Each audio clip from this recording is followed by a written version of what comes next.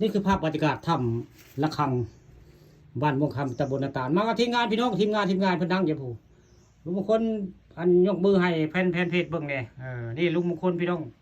โตจริงเสียงจริงได้ทีมงานป่าทองคำพาชมมาไปทางใดก็ไปทางเดียวได้บ่ได้ปะเดียวไว้ง่ายนี่ยามไปถ้ำไปเหวกับบ่เหงาพี่น้องมีคู่ปากคู่เว้าได้นี่คือเป็นภาพบรรยากาศปากถ้ำระฆังแล้วนี่พี่น้องนี่อยู่หน้าผาได้อยู่หน้าผาบ้านม่วงคำตำบลนาตาลอยู่บริเวณใกล้ๆกับนาโศกแ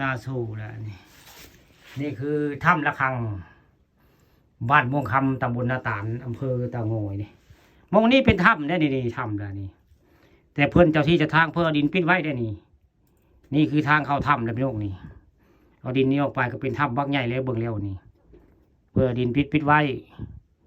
เจ้าที่จะทางปิดไว้นี่คือเป็นทางเข้าถ้ำได้ห้างไม้จะงามได้ห้างไม้เลยนี่อัศจรรย์ได้มีห้างไม้ในได้นี่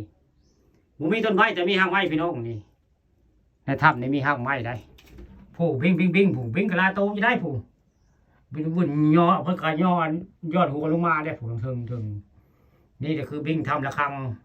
บ้านม่วงคำตำบลนาตาลพี่น้องตอนเช้ามื้อนี้ผู้ข้าป่านะครับมาชมเอาภาพบรรยากาศถ้ำระฆังบ้านม่วงคำมาให้เบิ่งมาชมมีบิงมีเจียพ่อพี่น้องบิงก็มีเจียก็มีกระเม็ดอะไรนี่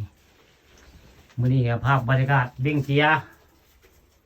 มาให้เบิ่งมาให้ชมเลยพี่น้องนี่โอ้บิงกระลายจะได้ผู้ย้อนหัวสุดโซดพี่น้องผู้บิงผู้นี่ใครบ่เคยเห็นบิงก็เห็นบิงพี่น้องมื้อนี้ผู้ข้าป่าต้องคำพาชมพาบ่เบิ่งบิงเบิ่งเจียผู้ลายตัวท้ายบิงเจียกันนี่พวกอยู่ในถ้ำระฆังอันนี้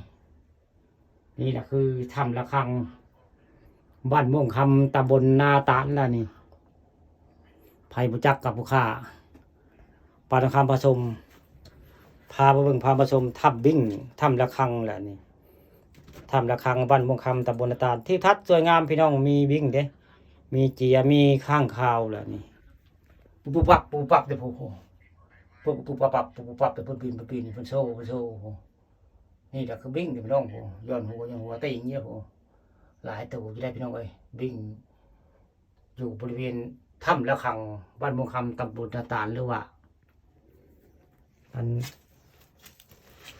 บริเวณครับใกล้ๆครับมันถ้ำพ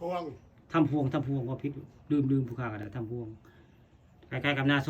พี่น้องถ้ำพวงหมู่นี้นาโซกับหมู่นี้ได้ผลิตไปก็ใช้ได้กันนาก็จะได้นี่นาโซก็อยู่นี่ถ้ำพวงก็อยู่นี่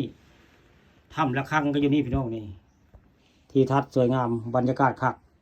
ถ้ำพวงมีบิ้งมีเจียมีข้างคาว